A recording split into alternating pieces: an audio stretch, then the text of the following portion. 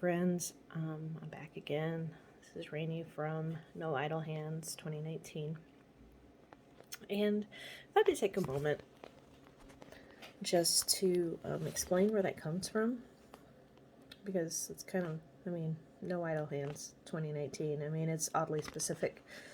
It has to do with the year that my mom died, 2019. And No Idle Hands was her thing. She had severe COPD, and in her end days, that's all she could do was crochet. She couldn't get out of her chair very well. She couldn't do things, and so crochet was the one thing that she had. And she would get so excited, when she'd finish a project, she'd post it up on Facebook, and she'd say something like another No Idle Hands creation. And she was phenomenal. She was a phenomenal crocheter, and she would make orders for people and different things, and she had so many unfinished orders, and she knew she wasn't going to live forever. And so when the doctor finally gave her the terminal diagnosis, I've been crocheting all my life, I've been knitting all my life, but she kind of drug me into her projects to help her finish so she could get everything done before she passed. And sad to say, she didn't quite make it. I still had a couple to finish after she passed, but luckily she and I both crocheted. Even though she was right-handed and I was left-handed, we still crocheted similarly enough that I could finish her projects that she had started. So even the ones she had promised to customers, she still had some part in it. I just finished them up for her. So that is where No Idle Hands comes from, and I'm talking about this on the eve of Mother's Day. That's how I choose to remember my mom. I want to carry on her legacy. And so anyway, I did that without getting too tearful. So that is where No Idle Hands 2019 comes from. So, on to happier things like Mother's Day. I got a surprise today. My husband, today was laundry day, so we went to the laundromat, since we don't have a washer and dryer in this little apartment that we live in. We live next door to the laundry room, but the washer and dryer here sucks, so we choose to go to a laundromat on the other side of town. So anyway, long story short, we were on our way home, and my husband wheels into the parking lot, and I'm like, where are you going? Where are you taking me? This is not the way home. Even though I'm still new in Bangor, I knew it wasn't the way home. And he's like, I'm taking you somewhere. And I'm like reading off signs, it's like, oh, you're taking me to Dick's Sporting Goods. Oh, you're taking me to Panera Bread. Oh, you're taking me to, and he's like, no, just wait and see. And I knew we were going to a craft store, but I was playing it for his benefit, but because in that small area we have Joanns and Hobby Lobby and Michael's all together. I just didn't know which one he was taking me to. So figured it wasn't Hobby Lobby because he drove by Hobby Lobby, so it was either Michael's or Joann's.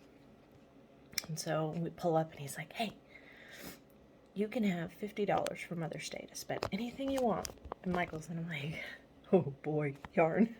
Yeah, that's like, oh, $50. What can I do with that?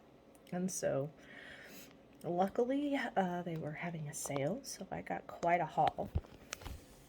Hold on one moment. Let me get the bag up here. And I still can't get used to this in Bangor, this no bag business. There are no bags to be had in Bangor. They recently passed I guess it's been in the last year, no plastic bags in Bangor. So I didn't know we were going shopping, so I didn't bring any bags. So the nice little lady at the checkout, she's like, well, I can give you a paper bag. No big deal. It's just 5 cents, but it's Mother's Day. I'll give it to you, 5 cents. And you don't have to pay me the 5 cents. And my husband's like, oh, do you have those reusable ones? Because we really like those reusable ones now. And I'm like, who are you? We never used reusable bags before here.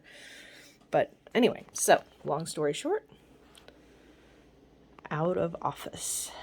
that contains my stuff that I got at Joanns. And what is in the bag, you ask? Sorry about the camera. Well, yarn was buy one, get one 50%. So I gotta do this carefully because I've already started using one of the skeins. I'm not gonna pull the used skein out because I have a duplicate, I believe, in here. Maybe I do. Ah, there it is. So the first thing, my first thought was he just started a job at the psychiatric hospital next to where we live. And his boss is kind of in and out of the office because he has a new baby that was born 12 weeks early. So the poor little thing's in the NICU. And I'm thinking, oh, that poor baby needs a blanket. That's the mother and me speaking. That baby needs a blanket. I got some yarn. I don't know if it's a boy or a girl, but I liked it. I like this color, and if it were me, I would use that for my girl. So I did end up getting 2 of these, and then some white and some this kind of aqua color. So I started a afghan, and I'm not going to pull it out of the bag, but it's just a ripple baby afghan, and you'll see more pictures of it later. Next, something that made me feel really happy. I wanted one of these for a very long time, and last Mother's Day made me a ceramic yarn bowl. Well, I couldn't bring it with me because I didn't want it to break, so I left it at home. But now I finally have a wooden yarn bowl that won't break, that I can... I love my yarn bowls that my daughter made me, but they're ceramic, and I just didn't feel like I could bring them safely. Next, my nose is still running a little bit. Got myself all worked up there. Next, sock yarn. Look at that sock yarn. Isn't it beautiful? I am currently knitting a pair of socks, and so my next socks that I cast on. Socks are a little bit difficult still for me yet. I have not successfully completed one pair. It's just that it's time consuming, because that is itty bitty little freaking yarn to knit, and the needles that you have to knit with are itty bitty freaking little. So yeah, knitting a pair of socks is like the equivalent of crocheting an afghan, just on a smaller scale, because there are so many stitches and it's so time consuming. Although I did finally learn how to cast on 2 at a time, so I can knit 2 at a time and not have one sock syndrome. Next, because I'm also quilting, I got tickled because my husband helped me pick this next one out. I mean, he helped me pick it all out, but I'm working on the hexagon quilt, if you've been following me, and so anytime I get a chance to look for any black and white and gray fabric, I do. I have no shame. So this my husband picked out because he liked it with the little skull and crossbones, and I'm going to try to center one of the hexagons on it, or I'm going to try to center all of them on it, so that, you know, you get the hexagon. And then this, very nice little celestial type stuff. And then this thing right here. This is what I really wanted to start with, because these little 2.5-inch strips make it so easy to cut out my hexagons. And so you can see this is kind of cool. This is farm animals. And then this next one is also farm animals. But I'm not going to take it apart yet because I'm not ready to use it just yet. And you got some like checkerboard and bees. This one is bees. And so it's just very country-ish. And then last but not least, I want to try. I saw a really cool pattern on the Crochet Crowd. I kind of followed them a little bit. And Mikey made a Swiffer cover. So I'm trying to think of projects that I can make for craft fairs and things that are useful, like hats and Swiffer covers and, you know, stuff that people will actually use to, you know, sell. I mean, so far I have like one hat made. I'm not on a good start. But I have so many things to do in so little time, and yeah, my full-time job really cuts into my life. Go figure. But speaking of that full-time job, it makes my sleep schedule really weird since I work night shift. My first day off, let's see, I worked Wednesday and Thursday, so I had Friday off, and I ended up sleeping until my husband came home at 3, and then we went to Walmart, did some stuff, went back to sleep at 7, woke up about 9, and was awake for half hour, 45 minutes, went back to sleep, and I guess I was asleep for most of the day, minus those 3 or 4 hours, 5 hours, whatever it was. So my first day off was pretty well wasted by sleeping. So now today, I have been awake since 8 o'clock this morning. It is now, oh, it's actually Sunday, 12:05. So I've been awake since 8 o'clock yesterday morning. And I have to stay up all night because I have to go to work today at 7 p.m. So I will try to stay up as long as I can. It's just weird trying to get any kind of a sleeping habit and still spend time with my husband and do things. And I mean, he lets me sleep. That's not the issue. He will let me sleep, and he knows not to even.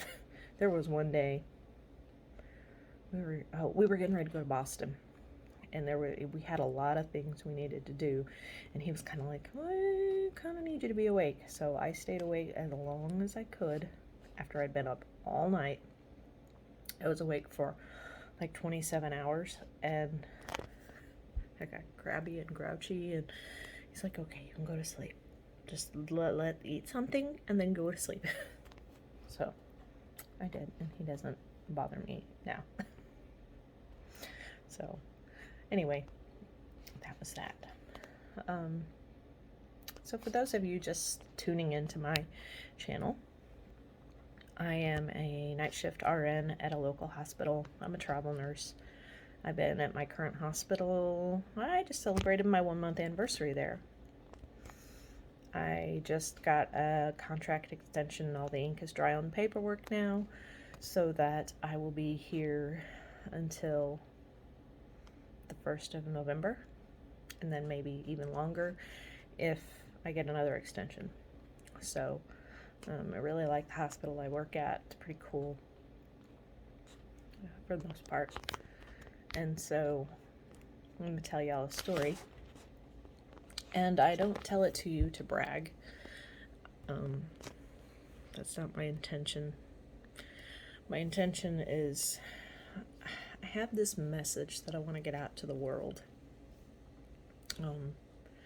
to future nurses and current nurses, and this is why I want to teach. This is why I want to raise another generation of nurses like me.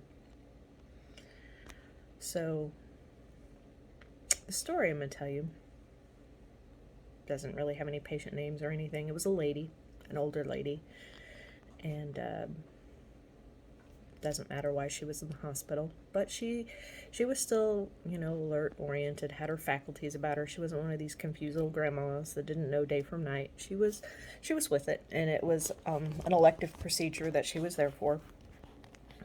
That, you know, it wasn't an accident or anything. It was a choice to be there. And so she'd had some horrible problems with pain during the day, and she was afraid of the pain. And I've been there, you know, I've been afraid to take a step because it hurts. And, you know, I know pain is different for everyone, but in my mind, I don't know anybody who likes pain. Not me personally. I don't know anybody that likes to hurt. And so I looked at her pain meds, and I talked to her, when I went in and introduced myself. And I told her, I said, you can have this medication every 4 hours, or you can have this medication every 4 hours. And we talked about routine and all of that. And so through the night, I even asked her, I said, hey, do you want me to wake you up at XYZ time to see if you need medication? Because I don't like waking people up just to give them pain medication, but I understand the fear of letting the pain get away. So, long story short, I was diligent through the night. I took my time with her. I was patient with her, kind. I didn't rush her. Helped her to the bathroom a few times. And at 3:30 in the morning, she took my hand and she said, you've been the best nurse I have ever had in my entire life, of all of the nurses ever. She said, you've come in, you've been kind, you've not been pushy, you understand, you seem like you understand what's going on here. And she said, it's been such a relief mentally knowing that you're here, that I can rest knowing that you're going to bring my pain medicine if I need it. And true to my word, I did not take it in. I would ask her, I'd wake her up, and I'd say, hey, do you need it right now? And so I just have a kind and gentle touch with folks, and it makes me sad sometimes that people forget that we're dealing with human beings, that we're not frying potatoes, and we're not flipping burgers, we're not stocking shelves. We are dealing with real live human beings that have feelings, that are scared to death, that are in pain, that have no idea sometimes what the prognosis is and what all of this means. And sometimes just being there, just being kind is a long way for them to go. I mean, it seems like whenever anyone has an issue with their patients, they call me, because I do have that touch, that voice, that whatever, that calms people down. It's a gift. But I've been doing this for 23 years. It'll be 23 years in July. The first rule that I figured out is, if you get your patients settled, no matter whether you work hospital, home health, nursing home, wherever you work, if you get them settled and get them in a place where they trust you, your shift is going to go a heck of a lot better. Sometimes I have patients that aren't always to deal with, but they all get the same treatment. I take care of them like I would want someone to take care of me. If it was me in that bed with that broken leg, or me in that bed with a surgical whatever joint replacement, or if just whatever, because I work on a neuro-ortho. If I was the one that was having a stroke or stroke aftercare, I treat me like I want to be treated. I don't want someone to come in and be in a rush and be in a hurry and not tell me what's going on and just be rough and rude. And so many times I see that. Not pointing fingers or naming names, but it's just like, and I understand nurses get burnt out. There was a while where I was burnt out. I mean, still, if I had a choice, I wouldn't go to work. I would not be a nurse, but I have to be. And so I'm making the best of it. And I don't take it out on my patients just because I don't want to go to work. I mean, I'm tired. I'm emotionally tired. This pandemic has worn us all out. And I'm tired of wearing a mask. I'm tired of sweating to death. I'm tired of having to wear my eyeglasses and my, overglasses. I'm tired of all of it. But my patients don't know that. My patients don't know that I've got 4 other patients or 5 other patients that may or may not be as needy or whatever, helpless. They don't know, because when I'm in there, I give them their one-on-one undivided attention. And then I move on. Unless I have roommates, which I've had. But I spend just as much time with both roommates, and they both hear the same spiel. And they both know, I mean, you know, the curtain's pulled, so they don't know exactly what I'm doing over there, but they both get the same spiel. They both see me when I do my rounds. They both see me, you know. It's not, I can treat patient A better than patient B. I treat all my patients the same.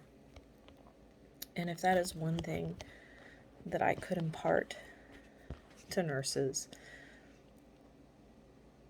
even if it means, you know, putting up a wall for a while and blocking yourself in for those 12 hours you're at work, to not let your emotions or your burnout or whatever, you know, you still have to be kind, but don't let your frustrations out on the patients. Go to the break room and let them out. Go to the parking lot and let them out, whatever. But the patients don't deserve that. Even if you've answered that call light for the 1,000th time, they deserve nothing but the best. And you know, that goes for the drug users and the mean people and the whoever, the unsavory characters that nobody likes to deal with. Deals with all of them. You treat them all the same. You're patient and kind with them. And maybe that's just not something everyone's born with, but I know it sure makes my life go a lot easier with my patients, just to give them that little bit of extra. There's one patient we've had forever, a long time, a boarder is what they call them. And I mean, she can get quite mean. But I had her 2 days last week. No problems. Because I listened to her. And I tried within capabilities. I tried to meet her needs. Now, tapioca pudding was not within my capabilities. So, but I did offer substitutes. But she and I had a good night. 2 nights, in fact. She actually slept.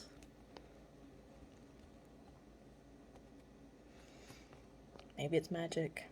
Who knows? But I wish I could figure out the secret and teach other people. Because the world needs a lot of caring right now. The world needs a special touch to it. Because there are a lot of sick people. I see it day in and day out. So, enough of my rant. Sorry about that. It's just something I'm passionate about, is taking care of people. Making sure their needs are met. The basic human needs, food, water, air, and comfort. Beyond that, then we deal with the rest. So, I hope you've enjoyed this episode. I'm going to try to remember to link everything that I said I was going to link down below. I don't think I said I was going to link anything in this video. I don't know. I'm making like 2 or 3 on a string since I have such a weird schedule. So they may not all come out at the same time. So I'm going to have to watch this again and see if I linked anything. But anyway, if you like this channel, please subscribe. Throw me a comment down below. Show me some love. I've got like 21 subscribers now. So I'm so excited there. So yeah. I'm going to put my email down below, my wish list. If you feel like cheering me up and sending me some happy mail, I'll throw you a shout out. Not required, but it's always nice to get mail. Oh, speaking of mail, hey, I got off on the tangent. I forgot my happy mail. Well, I ordered it for myself, but it still makes me happy. So yes. So amigurumi, I think that's what it's called. I just got back into this habit. I used to, when I was back home, I did a lot of it. So I ordered this super cute little bag from Amazon. And I can't remember which one I ordered, But look at all of that. I think it was like 62 of them. And it's perfect. I love it. It's soft. And it's a 100% acrylic. It's a 3-weight, 10 grams. Perfect for little projects. So I have to show you, the day I got it, I got some little safety eyes too. But the day I got it, I started, let's see, it was Wednesday. And there's a book. I'll have to post it down below, or maybe put a picture in or something. But anyway, my first project, a pair of peas. It's from a book. Dang, I hate it when that happens. I accidentally stopped my video. Anyway, the peas are from a book called the Not Monster series. I think this was the Farmer's Market edition. If I can find a picture, I'll stick it in there for you. But definitely the link will be down below. So, I think that's about it. So, like, subscribe, comment, questions, email me. I'll throw my emails down below. But other than that, y'all have a fabulous Mother's Day, now that it's 12/20 and it's Mother's Day. So, I will see y'all on the next one. Love y'all. Please take care of yourselves. Give yourselves a big hug and give yourselves a break. Life is not a sprint, it's a marathon.